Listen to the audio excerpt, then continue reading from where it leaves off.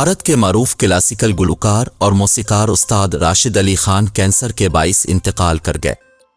भारतीय media reports के मुताबिक उस्ताद राशिद अली खान कैंसर की तवील जंग लड़ने के बाद मंगल को जिंदगी की बाजी हार गए। उनकी उम्र 55 साल थी।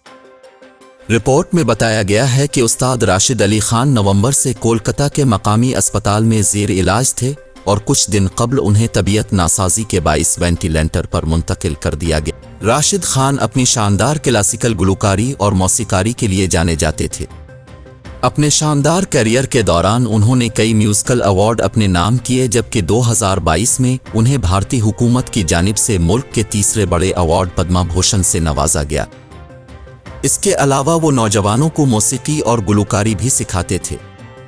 उस्ताद राशिद अली खान के इंतकाल पर भारतीय फिल्म इंडस्ट्री, सियासी और दीगर शख्सियात की जानिब से दुख का इजहार करते हुए गुलकार को खराज अकीदत पेश किया जा रहा है।